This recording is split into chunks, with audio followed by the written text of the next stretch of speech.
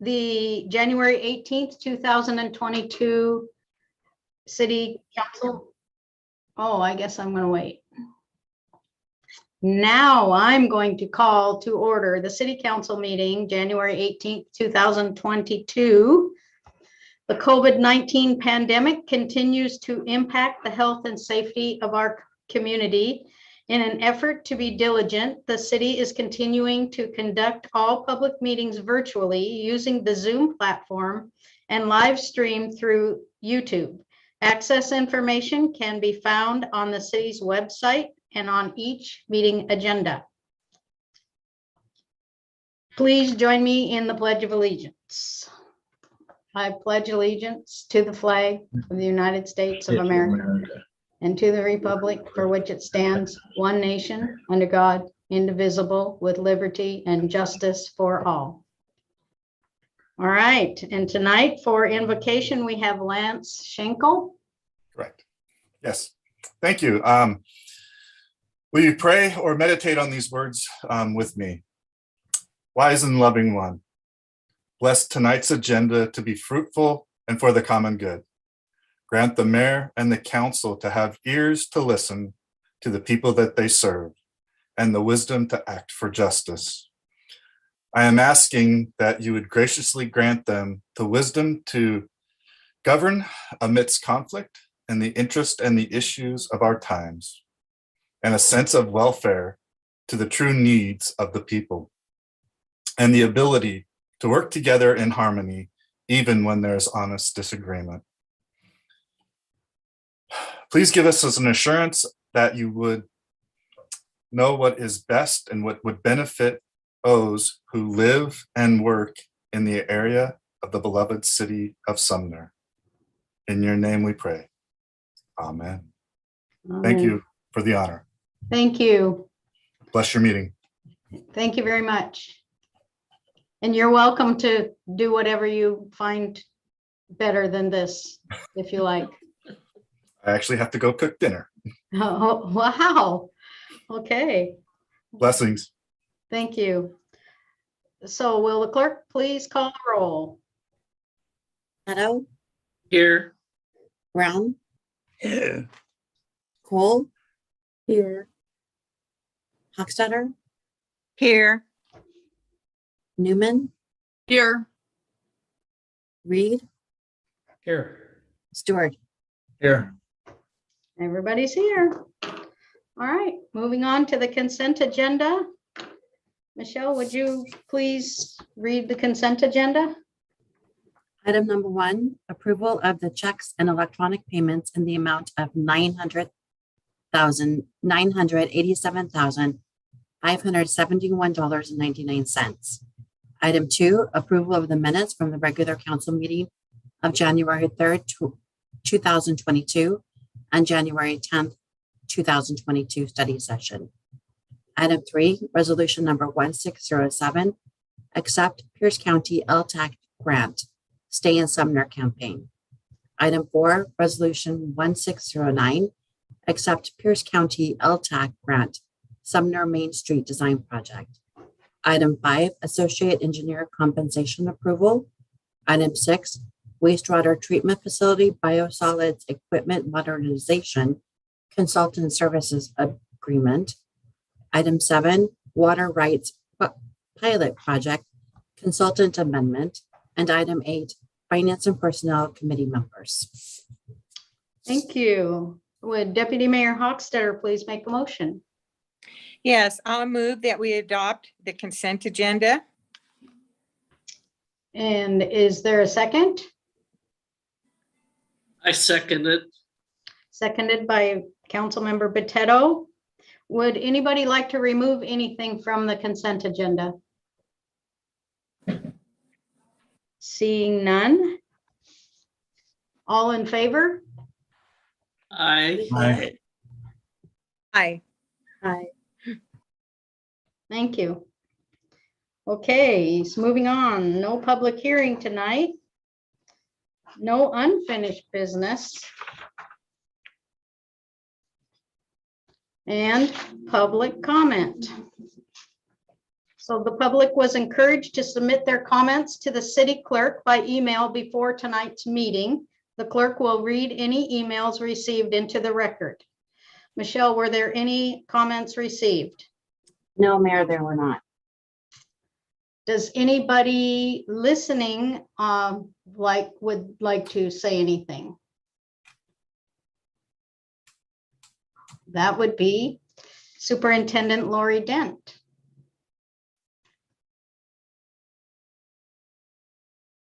Am I allowed to speak now? Yes, you are. Okay, well, thank you.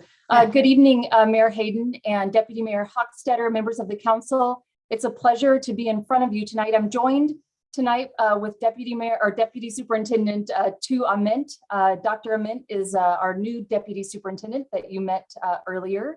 It is a pleasure to be in front of you. And Mayor Hayden, we just want to congratulate you again on the election. We look forward to working with you, but tonight we are here to celebrate Chief Brad Morkey. I don't know if you know this, but last week it was Law Enforcement Appreciation Week. And on Sunday, it was Law Enforcement Appreciation Day. And as a district, we celebrated our law enforcement. It was such an honor for us to recognize City of Bonnie Lake, the City of Sumner, and the Pierce County Sheriff's Department. And we wanted to recognize one of our great police chiefs for his incredible leadership in keeping our schools safe. We could not do our jobs and keeping kids learning without Chief Morkey, and we're here tonight to present him. We'll bring this over tomorrow with a nice certificate. We've even got a box of chocolates because that's sometimes how life works for all of us, right? You never know what you're going to get. Yeah, that's right. But I'm telling you, we cannot be more blessed and grateful to work with such a fabulous, such a professional police department. And our school resource officer, Matt Watson, is so professional and respected by our student body, really embodies what it means to be a school resource officer by establishing those relationships with our kids early.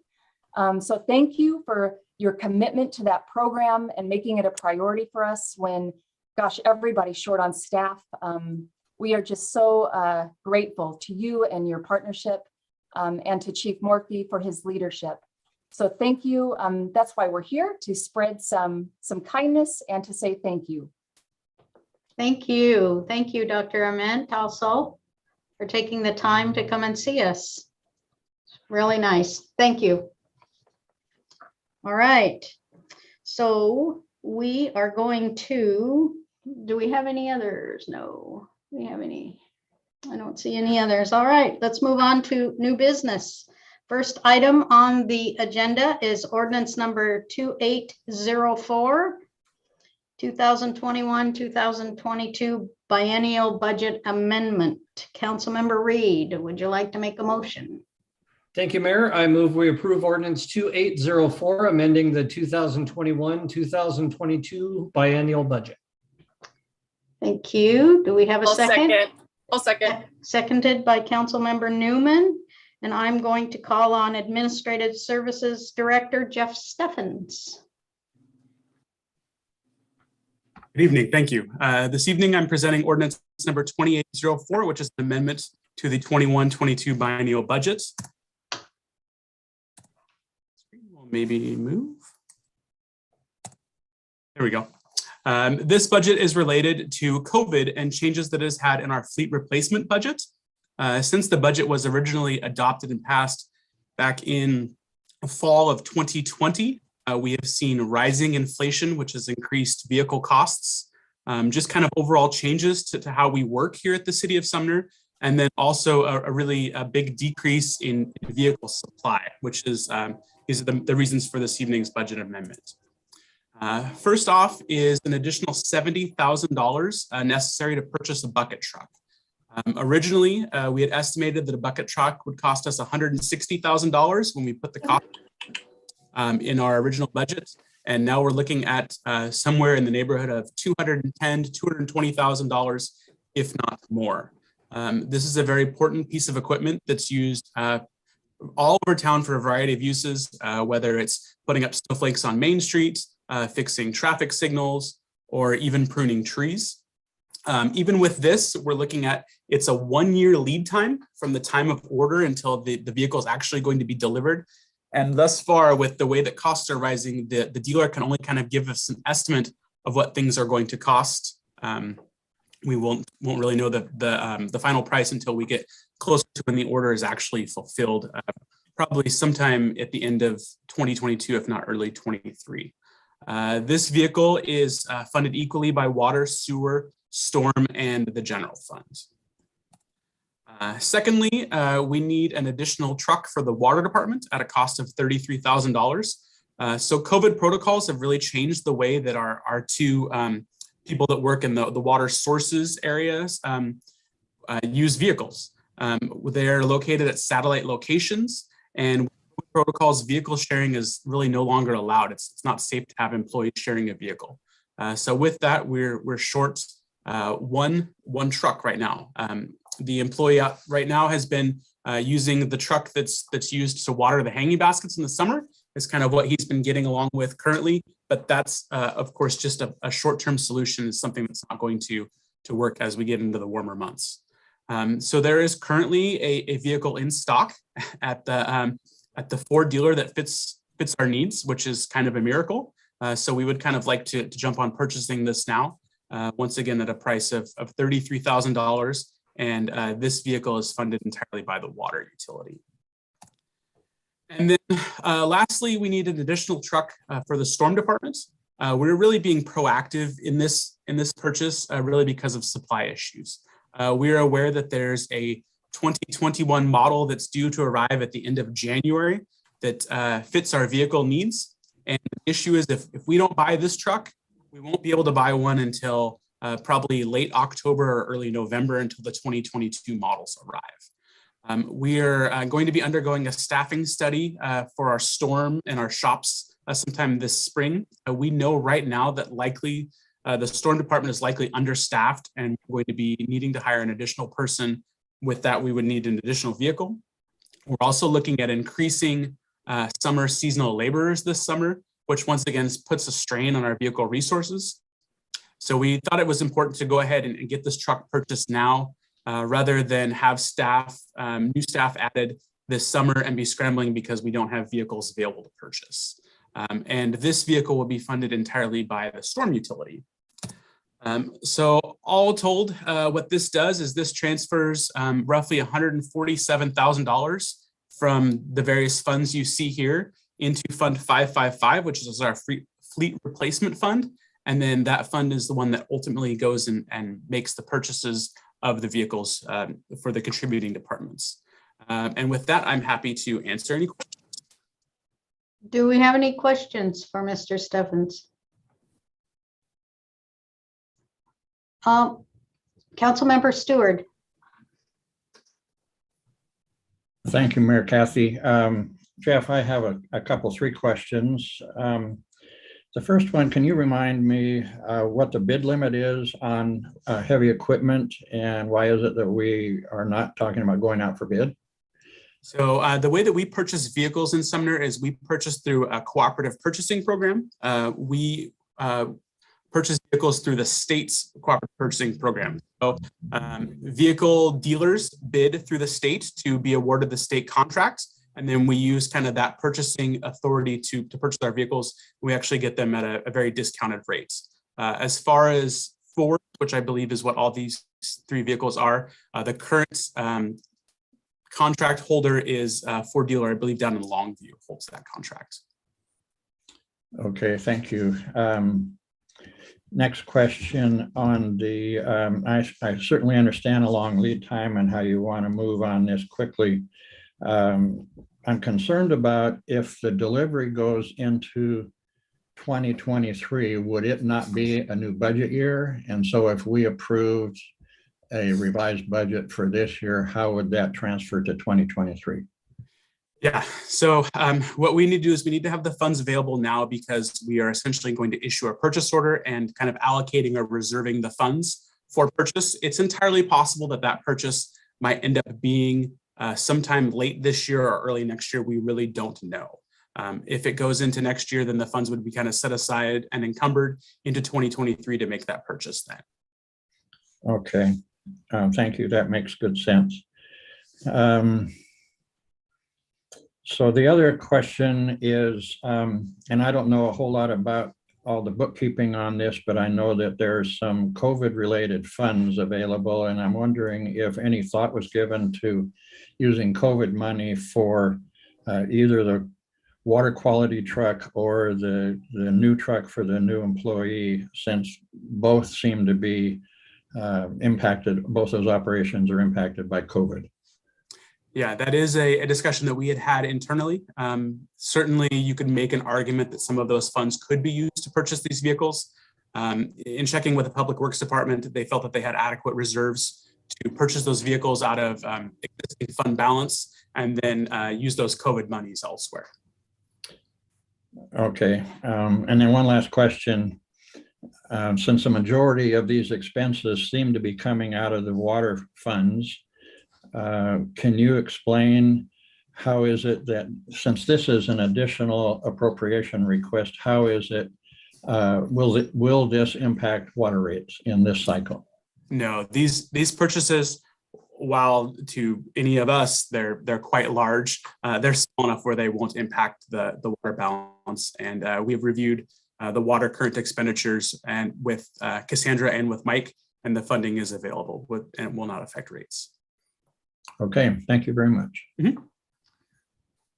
Thank you. Councilmember Botetto, did you have a comment? I had a question about the COVID, if any COVID funds were going to be used. And so Councilmember Stewart had that answered. So, thank you. Great. Any other comments or questions for Mr. Steffens? Seeing none, will the clerk please call the roll? Madam Mayor, just a point of order. Yes. If there's any member of the public that would like to speak to this item, we need to offer that before taking a vote. Yes, I looked and I didn't see any public on there, but is there any member of the public that would like to make a comment? Any members of the public? Seeing none? Now, would the clerk please call the roll? Reed, Yes. Hochstetter, Yes. Brown, Yes. Cole, Yes. Potato, Yes. Stewart, Yes. Newman. Yes. Passes unanimous. All right, so moving on to resolution number 1610, Puget Sound Acquisition and Restoration Grant Acceptance. Who do we have on that one? Robert Wright, I believe. Do I have a motion for that? Councilmember Brown. I move to accept resolution 1610. All right. Puget Sound Acquisition and Restoration Grant. Thank you. Do we have a second? A second. Seconded by Councilmember Reed. All right, so now we will ask Mr. Wright. Thank you, Mayor and members of the council. So tonight I'm asking for acceptance of a grant the city was awarded to further our efforts to fully funding the habitat portion of the White River Restoration Project. This project is a restoration that encompasses over 170 acres, including a portion of the former Sumner Meadows Golf Course and the former agricultural lands to the south. The purpose of this project are to create long-term sustainable habitat for endangered salmon species, while also reducing flood risks to the Sumner Pacific Manufacturing Industrial Center. This project does have a page on Sumner Connect, so I encourage you to look there for lots of good images about what the project will do. So the grant program this award is coming from is the State of Washington's Puget Sound Acquisition and Restoration, also known as PSAR, Large Capital Program. Our application was ranked 3rd overall, and the recent state budget approved in July of 2021 included enough funding for the PSAR program to grant our full request of $14,641,123. It's a big number. This is the largest grant ever awarded by the program, and it's the first award ever for a project in Pierce County. So it's a big milestone, both regionally and for the city.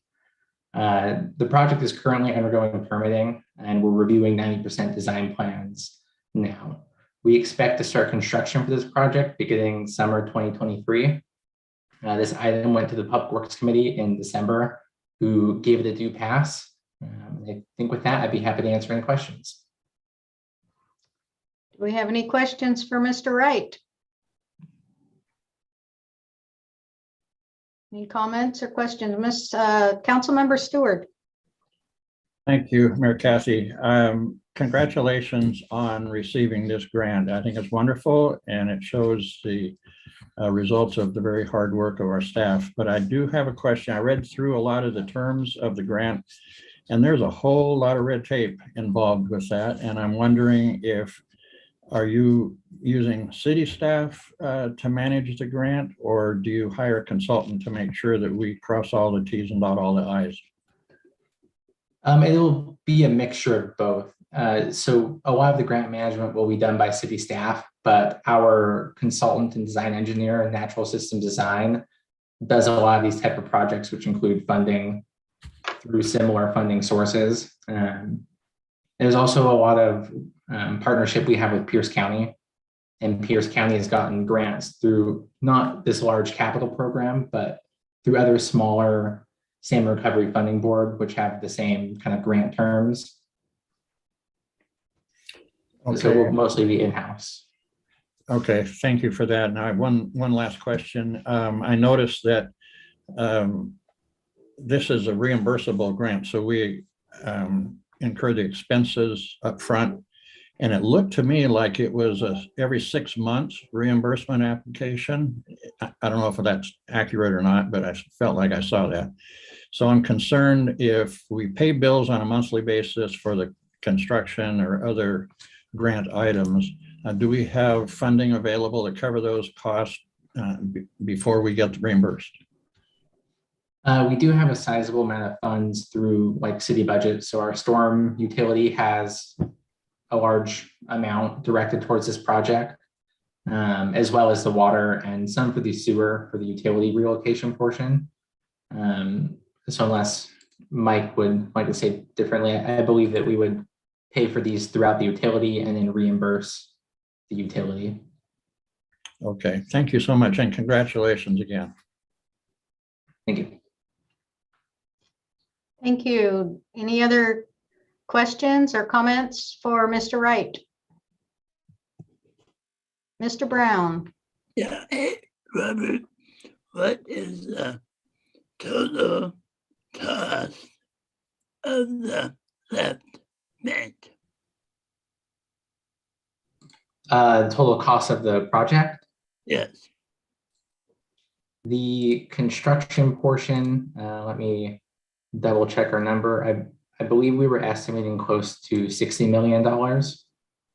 We do have a new cost estimate coming in soon for the 90% plans I mentioned we're reviewing, but we haven't seen those yet. So we're close to 60 million. And that includes some of the utility relocation for like power poles and things. All right, thank you. Any other comments or questions for Robert Wright? Councilmember Cole. Just a comment. I know about grants, and this one is really huge. And so I just wanted to say congratulations on such a fantastic application. Great job. Thank you, Councilmember Cole. Any others? Seeing none, I will say thank you, Robbie, for all your hard work on this. Money adds up, so thank you so much.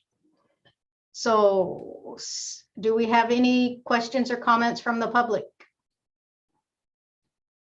Seeing none, would the clerk like to call the roll? Hochstetter, Yes. Newman, Yes. Stewart, Yes. Hochstetter, yes, Brown, yes, Reed, Yes. Cole. Yes. Another unanimous. Come out of the park tonight. Okay, our last item on the agenda will be ordinance number 2809, amending Sumner Municipal Code, Chapter 1.8, Public Records. I will call on our treasured Michelle Converse. Would you like to get a first and second motion first, Mayor? I might, yeah. Thank Do we you. have a motion for this? Yes. I make a motion to adopt ordinance number 2809, amending Sumner Municipal Code, Chapter 1.18 Public Records. yes, Thank and you. I'd like to second that. Moved and seconded by Councilmember Hochstetter. Now I will call on our treasurer, Michelle. Thank you. Good evening. I'm Michelle Converse, and not only am I your city clerk, but I'm also the public records officer. Tonight before you is ordinance number 2809, amending Sumner Municipal Code, Chapter 1.18, Public Records. Because this is an ordinance with track changes, I will not be sharing my screen. The Public Records Act, RCW Chapter 4256, is a Washington state law that allows you to review government records. All documents are considered public records and are subject to public review unless the law specifically exempts certain information from disclosure. From time to time, the legislature updates sections of the Public Records Act, and while we were incorporating these changes, we noticed some other areas that needed housekeeping. The significant areas that we've incorporated into our code is the police body worn camera recording footage fee schedule.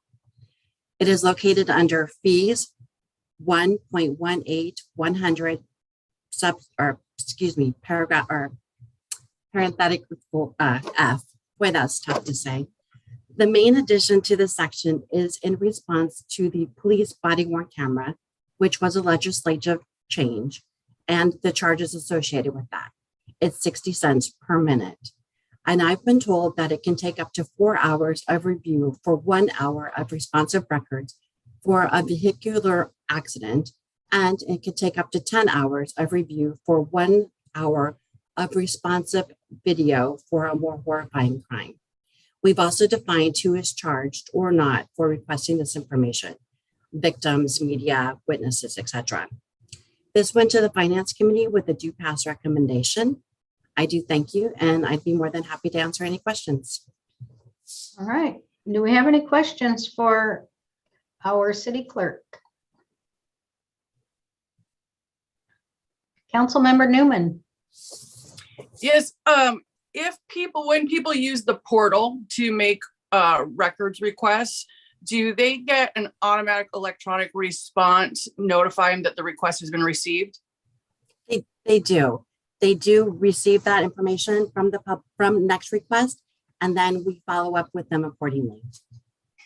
Okay, thank you. And I have one other thing that does not require response because this is administrative and not policy wise, but some of this language, I think that's in the ordinance that's being added. For instance, just how we might, it makes us sound pretty responsive, or like at least we're trying to be responsive. And I would just encourage that maybe we update the public records site to have some of that sort of warm, like here's how we're going to help you type language that's included in this. I think specifically, B, in terms of that they'll get a response, electronic format, and we might provide records via email, whatnot, some information, because and if it helps you, even detail to help them get make it easier to comply, like to meet their requests. Anyway, just a little bit more guidance, I think, or information on the initial page that people have to go to reach the portal. But anyway, but great job and thank you. Thank you for the recommendation, and we will look into that. Thank you. Any more comments or questions for Michelle? Councilmember Cole. Yes, I am curious as to what system is used to track the requests. Thank you. We use a portal called Next Request.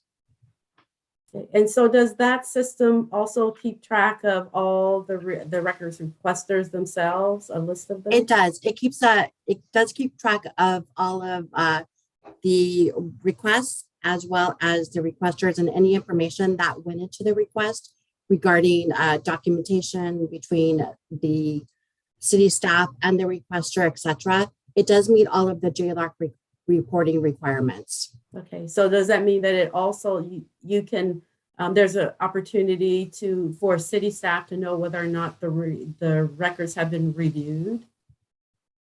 There is actually, when it's a little more detailed, and administrative people would be able to look at that, and I would be more than happy, if you would like to come in, I'd be more than happy to walk through that with you.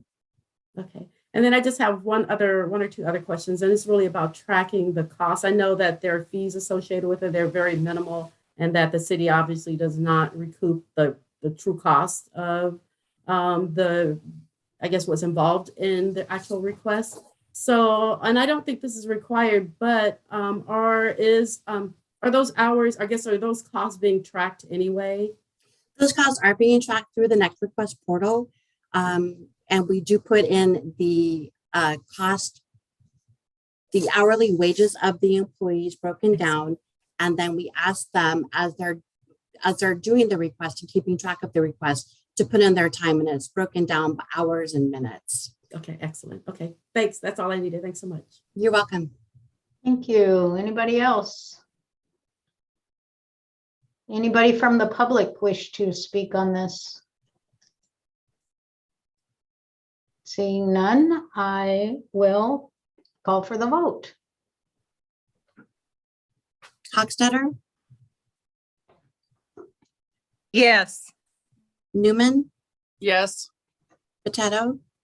Yes. Stewart? Yes. Reed? Yes. Cole? Yes. Brown? Yes. There we are. All right, we'll move on to reports. Councilmember Botetto.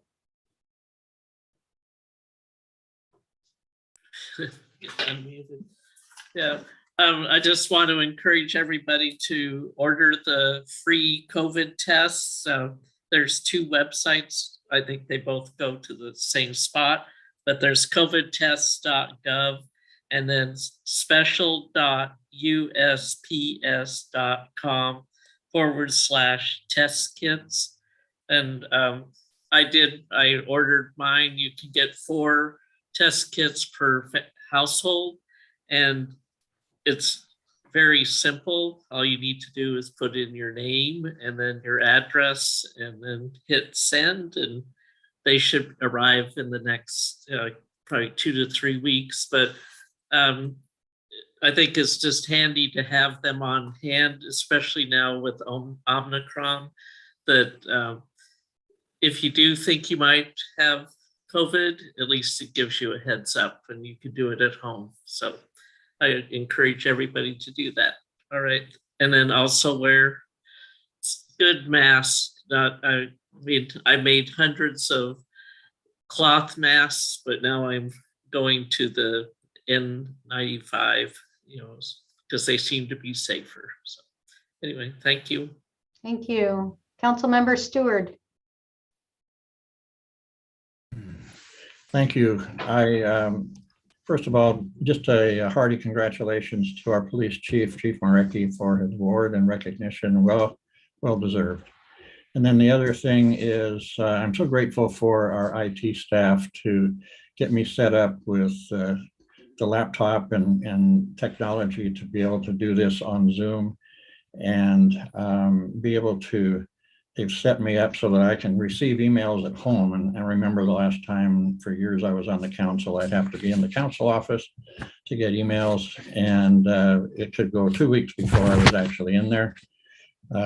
Maybe it's a failure of this person to not check more often, but anyway, we all have the ability to get emails on a daily basis. And I so welcome the opportunity to respond to our constituents when they send something that is worthy of a response, just to acknowledge that we received it and read it. And you might consider doing that in your own way.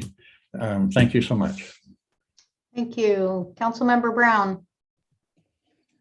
Nothing tonight. Thank you. Councilmember Hochstetter. I ordered my test kits already. That job's done. That was smooth and easy. And otherwise, nothing else this evening. Thank you. Thank you. Councilmember Cole. I too ordered my test kits today, so I'm really excited about that. But I also want to say that I'm excited that it's on the consent agenda, but I get to be a regular member of the Personnel and Finance Committee. And so I'm happy to do that. I moved up from being an alternate to a regular member, so I'm excited about that.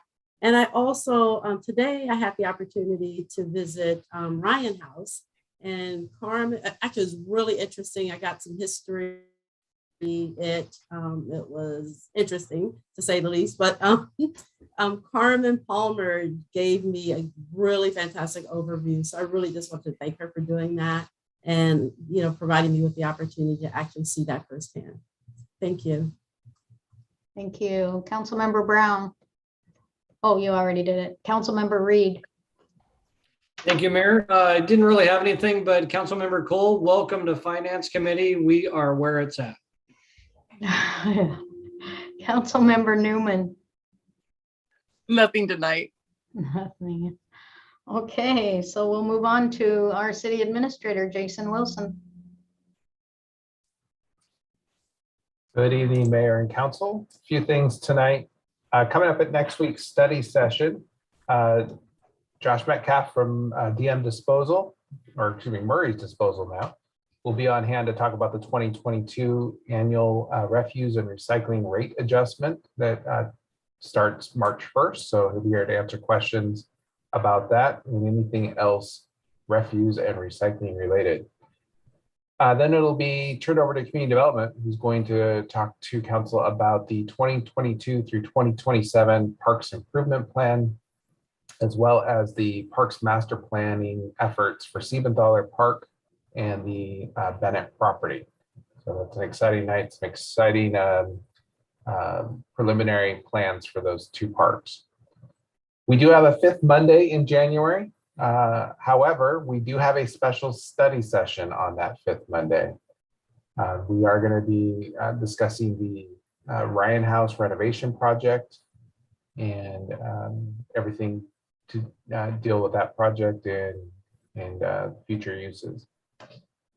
The next regular council meeting is February 7th. We have a very full night with several interlocal agreements to start it off. We have an interlocal agreement with East Pierce Fire and Rescue for investigation services. And we have 3 separate interlocals with the city of Bonnie Lake. And those are for a one that covers our building inspector services, which is a backup services agreement that we've had for a number of years with the city of Bonnie Lake. An extension to our municipal court services agreement and a new agreement regarding therapeutic court. Also for your consideration will be the operations facility design supplement for the north parcels, a resolution formally adopting the 2022 refuse and recycling rates, an ordinance amending the parking code, and that's related to parking in front of a mailbox, as well as some bike lane parking restrictions. An ordinance amending the budget to adopt the City Lodging Tax Advisory Commission recommendation regarding Ryan House funding. And lastly, an ordinance authorizing the condemnation of 14403 and 14415 29th Street East, also known as the north parcels for the operations facility. An update from the Design Commission. Last week, they reviewed a 60-unit apartment project located on the east corner of 167th Avenue East and 60th Street. The design was conditionally approved and will receive a director's opinion in the near future. And then lastly, I just want to mention that in honor of Betty White's passing and what would have been her 100th birthday this week, Metro Animal Services is accepting donations. Over the weekend, nearly $3,000 has been donated, and that doesn't include our corporate giving sponsor, Volkswagen of Puyallup. Metro will continue to accept donations in honor of Betty's legacy, and you can donate by visiting metroanimalservices.org. And that's all for my official report. Happy to answer any of council's questions tonight. Thank you. Does anybody have any questions for Jason? Seeing none, I will say that thank you for all of your comments tonight. They were well taken, and as I've moved up to the seat of mayor, I realized how much our city staff really does do. I appreciate them. Thank you for all you do for the city of Sumner. I also had my first meeting with the Board of Health, and I was amazed at the amount of programs that the Board of Health has, not only communicable diseases, but they have alcohol and drug programs, parenting programs. They have over 30 programs with the school districts, 30 programs dealing with kids, all different kinds of programs. They have rental info. If you are looking for a rental, you can call the health department and they have a listing of rentals that are smoke-free. Something as simple as that. But that's about all I have, and thank you, everybody. And seeing there's no executive session tonight, so I'm going to call this meeting adjourned. Thank you.